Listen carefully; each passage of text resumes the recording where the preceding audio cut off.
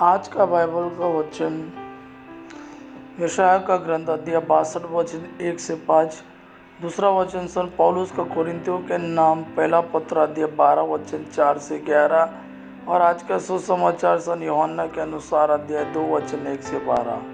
यशायाह का ग्रंथ अध्याय 62 वचन 1 से 5। मैं सिय्योन के विषय में तब तक चुप नहीं रहूँगा, मैं यरूशलेम के विषय में तब तक विश्राम नहीं करूँगा जब तक उसकी धार्मिकता उषा की तरह नहीं चमकेगी, जब तक उसका उद्धार धधकती मशाल की तरह प्रकट नहीं होगा। तब राष्ट्र तेरी धार्मिकता देखेंगे और समस्त राज्य तेरी महिमा। तेरा एक नया नाम रखा जाएगा जो प्रभु के मुख से उच्चारित होगा। तू प्रभु के हाथ में एक गौरवपूर्ण मुकुट बनेगी, अपने ईश्वर के हाथ में एक राजकीय किरीट। तू न तो फिर परित्यक्ता कहलाएगी और न तेरा देश उजाड़, बल्कि तू परम प्रिय कहलाएगी और तेरे देश का नाम होगा सुहागिन, क्योंकि प्रभु तुझ पर प्रसन्न होगा और तेरे देश को एक स्वामी मिलेगा। जिस तरह नवयुवक कन्या से ब्याह करता है, उसी तरह तेरा निर्माता तेरा पाणिग्रहण करेगा। जिस तरह वर अपनी वधू पर रिश्ता है, उसी तरह तेरा ईश्वर तुझ पर प्रसन्न होगा। दूसरा वचन संत पौलुस का कोरिन्थियों के नाम पहला पत्र अध्याय 12 वचन 4 से 11। कृपादान तो नाना प्रकार के होते हैं, किंतु आत्मा एक ही है। सेवाएं तो नाना प्रकार की होती है, किंतु प्रभु एक ही है। प्रभावशाली कार्य तो नाना प्रकार के होते हैं, किंतु एक ही ईश्वर द्वारा सबों में सब कार्य संपन्न होते हैं। वह प्रत्येक को वरदान देता है, जिससे वह सबों के हित के लिए पवित्र आत्मा को प्रकट करे।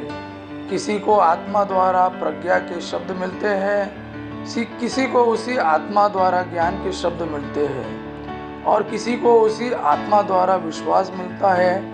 वही आत्मा किसी को रोगियों को चंगा करने का, किसी को चमत्कार दिखाने का, किसी को भविष्यवाणी करने का, किसी को आत्माओं की परख करने का, किसी को भाषाएं बोलने का और किसी को भाषाओं की व्याख्या करने का वरदान देता है। एक ही और वही आत्मा यह सब करता है। वह अपने इच्छा के अनुसार प्रत्येक को अलग अलग वरदान देता है। आज का सुसमाचार संत यूहन्ना के अनुसार अध्याय 2 वचन 1 से 12। तीसरे दिन गलीलिया के काना में एक विवाह था। ईसा की माता वही थी। ईसा और उनके शिष्य भी विवाह में निमंत्रित थे। अंगूरी समाप्त हो जाने पर ईसा की माता ने उनसे कहा, उन लोगों के पास अंगूरी नहीं रह गई है।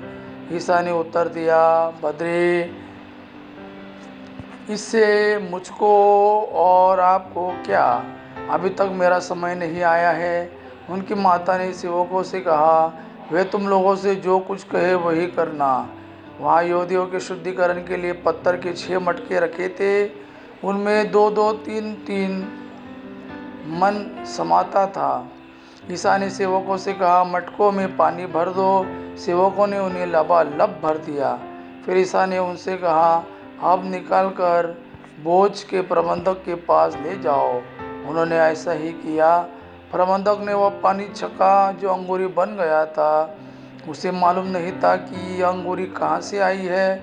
जिन सेवकों ने पानी निकाला था वे जानते थे, इसलिए प्रबंधक ने दूल्हे को बुलाकर कहा, सब कोई पहले बढ़िया अंगूरी परोसते हैं और लोगों के नशे में आने जाने पर घटिया।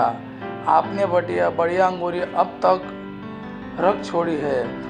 ईसा ने अपना यह पहला चमत्कार गलीलिया के काना में दिखाया। उन्होंने अपनी महिमा प्रकट की और उनके शिष्यों ने उनमें विश्वास किया। इसके बाद ईसा अपनी माता, अपने भाइयों और अपने शिष्यों के साथ कफरनहूम गए, परंतु वे वहाँ थोड़े ही दिन रहे। यह प्रभु का वाणी है। प्रभु को धन्यवाद। आबा पिता की महिमा और पुत्र यीशु का प्रेम आप पर सदा सर्वदा बना रहे। आमीन।